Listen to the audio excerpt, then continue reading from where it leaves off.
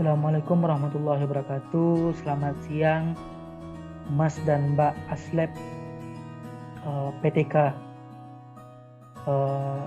Hari ini kami akan menjelaskan modul 2 praktikum mikrobiologi, yaitu mikroskop. Sebelumnya perkenalkan, kami dari sesi C2 kelompok B. Perkenalkan, nama saya Hafiz Miftahini Am, NPM 108. Dan partner saya Messi Kristata Barat, NPM 19.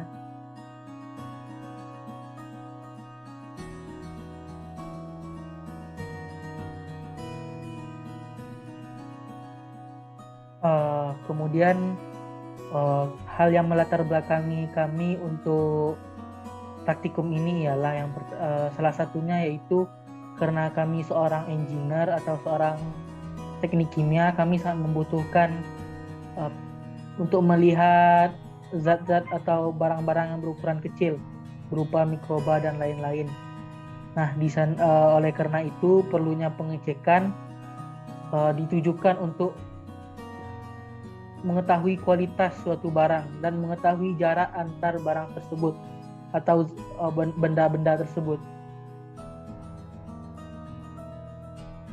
Nah, tujuan dalam praktikum kami yaitu yang pertama, untuk mengetahui macam-macam bentuk mikroskopis pada objek sampel yang akan diamati.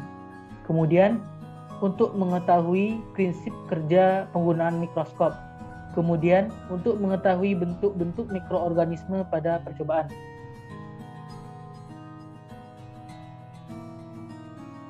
Sebelum kita lebih jauh memasuki mengenai apa sih itu mikroskop, saya akan menjelaskan mikroskop itu apa. Yaitu mikroskop itu ialah sebuah alat untuk melihat objek yang terlalu kecil untuk dilihat secara kasat mata. Nah, di sini mikroskop itu ditujukan untuk alat bantu dan hampir bisa kita temukan di seluruh laboratorium karena fungsinya untuk mengamati organisme berukuran kecil atau kita sebut mikroskopis. Kemudian jenis-jenis mikroskop. Nah, mikroskop yang pertama yaitu mikroskop cahaya. Cara kerja nanti daripada mikroskop cahaya yaitu nanti pada saat cahaya lampu yang dibiaskan oleh lensa kondensor, kemudian setelah itu melewati lensa kondensor, sinar mengenai spesimen dan diteruskan oleh lensa objektif. Nah, lensa objektif ini merupakan bagian yang paling penting pada mikroskop karena lensa ini dapat diketahui perbesaran yang dilakukan oleh mikroskop. Nanti pada sinarnya diteruskan oleh lensa objektif, kemudian ditangkap oleh lensa okuler dan diteruskan pada mata.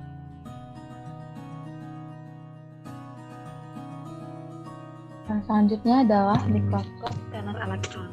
Untuk cara kerjanya sendiri itu adalah sinar dari lampu dipancarkan pada lensa kondensor, dan sebelum masuk pada lensa kondensor ada pengatur dari pancaran sinar elektron yang ditembakkan. Sinar yang melewati lensa kondensor akan diteruskan lensa objektif yang dapat diatur maju mundurnya. Sinar yang melewati lensa objektif diteruskan pada spesimen yang diatur miring pada pencengkamnya, dan spesimen ini disinari dengan deteksi X-ray yang menghasilkan sebuah gambar yang diteruskan pada layar monitor.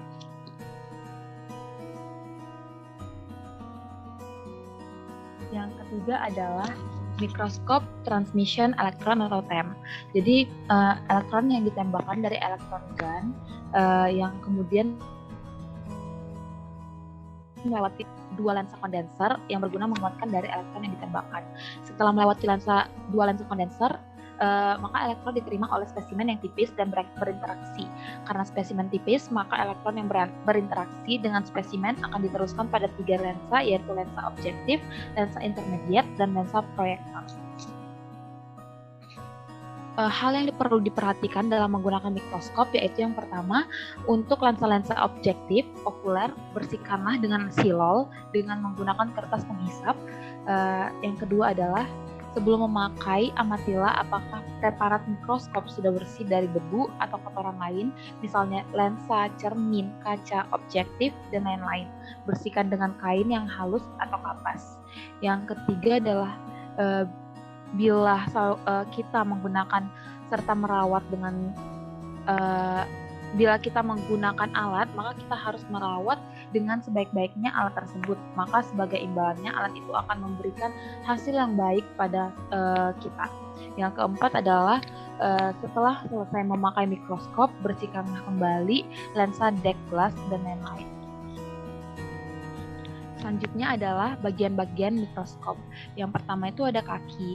Jadi kaki ini berfungsi untuk menopang dan memperkokoh kedudukan dari mikroskop. Pada kaki ada melekat lengan dengan semacam ensel pada mikroskop sederhana. Yang kedua ada lengan.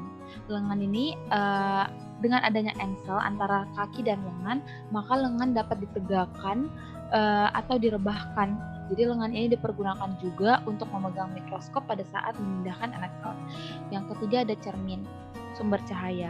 Jadi cermin mempunyai dua sisi, yaitu sisi cermin datar dan sisi cermin cekung, di mana berfungsi untuk memantulkan sinar dan sumber sinar. Cermin datar itu digunakan bila sumber sinar cukup terang, dan cermin cekung digunakan bila sumber sinar kurang. Jadi cermin dapat dilepas dan diganti dengan sumber sinar dari lampu, dan pada mikroskop model yang baru sudah tidak ada lagi dipasang cermin karena sudah ada sumber cahaya yang terpasang pada bagian bawahnya. Selanjutnya adalah kondenser. Kondenser itu tersusun dari lensa gabungan yang berfungsi untuk mengumpulkan sinar ke preparat. Selanjutnya adalah diafragma. Jadi diafragma itu berfungsi untuk mengatur banyaknya sinar yang masuk dengan mengatur bukaan iris. Jadi untuk letaknya sendiri itu diafragma melekat pada diafragma di bagian bawah. Pada mikroskop sederhana hanya ada diafragma tanpa kondenser. Selanjutnya adalah meja preparat. Jadi meja preparat ini merupakan tempat untuk meletakkan objek atau preparat yang akan dilihat. Yang selanjutnya adalah tabung. Tabung, di bagian atas tabung itu akan melekat lensa okuler dengan perbesaran tertentu. Ada yang 15 kali, 10 kali, dan lain-lain. Di bagian bawah tabung terdapat alat yang disebut dengan revolver. Pada revolver akan terdapat lensa objektif. Yang selanjutnya adalah lensa objektif. Jadi lensa objektif bekerja pada untuk membentuk bayangan pertama. Jadi lensa ini untuk menentukan struktur dan bagian planik yang akan terlihat pada bagian akhir. Ciri penting dari lensa objektif yaitu memperbesar bayangan objek dengan perbesaran beraneka macam sesuai dengan model dan pabrik pembuatannya. Selanjutnya adalah lensa okuler. Lensa mikroskop yang terdapat di bagian ujung atas tabung berdekatan dengan mata pengamat. Jadi lensa ini berfungsi untuk memperbesar bayangan yang dihasilkan oleh lensa objektif. Selanjutnya adalah pengatur kasar dan pengatur halus. Komponen ini letaknya pada bagian lengan dan berfungsi untuk mengatur kedudukan lensa objektif terhadap objek yang akan dilihat. Jadi pada mikroskop tabung, pengatur kasar dan halus itu untuk menaik turunkan tabung sekaligus lensa objektif. Pada mikroskop dengan tabung miring, pengatur kasar dan halus untuk menaik turunkan meja preparat. Bentuk-bentuk dari mikroskopi. Itu yang pertama, sel bakteri berbentuk bola atau kokus. Jadi ini berdasarkan atas pengelompokan selnya, bentuk kokus ini dikelompokkan menjadi yang pertama ada Diplococcus, yaitu penataan sel bakteri kokus dengan kelompok dua sel. Yang kedua ada Streptococcus, yaitu rangkaian sel bakteri kokus membentuk rantai panjang atau pendek. Yang ketiga adalah Tetrad, yaitu penataan sel bakteri dalam kelompok 4 sel membentuk persegi 4. Yang kemudian ada Staphylococcus, yaitu kumpulan sel-sel bakteri kokus yang tidak beraturan atau bergerombol membentuk seperti penataan buah anggur. Selanjutnya adalah Sarcina, yaitu kumpulan sel-sel bakteri kokus membentuk kubus yang terdiri dari 8 sel atau lebih. Yang kedua adalah sel bakteri berbentuk batang atau basil atau bacillus. Bentuk basil ini dikelompokkan menjadi dua macam, yaitu ada diplobasil, itu penataan sel bakteri basil yang dikelompokkan menjadi dua sel atau berpasangan. Yang kedua adalah streptobasil, yaitu penataan sel bakteri basil yang membentuk rantai. Yang ketiga, sel bakteri berbentuk spiral. Jadi bakteri yang berbentuk spiral tidak menggunakan pengelompokan atau saling menempelkan dinding selnya dengan dinding sel bakteri lain. Jadi bakteri spiral selalu berada secara terpisah-pisah atau tunggal, dan masing-masing spesies berbeda dalam panjang sel serta ketegaran dinding sel. Untuk preparasi sampel mikroskop, yaitu jika menggunakan preparat basah, bahan yang akan diamati diletakkan di atas gelas objek dan ditetesi dengan medium air dan ditutup dengan gelas penutup. Caranya sebagai berikut, yaitu peganglah gelas penutup dengan posisi 45 derajat Celcius terhadap gelas objek. Sentuhlah tepi bawahnya dan pada permukaan tetesan air dan perlahan-lahan lembahkan sehingga gelas penutup terletak di atas gelas objek. Jika masih ada gelembung udara, pekerjaan ini harus dilakukan sekali lagi sampai berhasil. Untuk faktor-faktornya sendiri, yaitu yang pertama ada intensitas. Rentang intensitas yang dimiliki mikroskop adalah 1 hingga 6 level, di mana intensitas ini mempengaruhi gelap terangnya hasil bayangan dari mikroskop itu sendiri. Yang kedua adalah pencahayaan. Jadi pencahayaan pada mikroskop adalah polikromatis, di mana pencahayaan yang tepat adalah cahaya yang memasuki daya tembus paling besar karena memiliki panjang gelombang yang paling kecil. Yang ketiga adalah filter.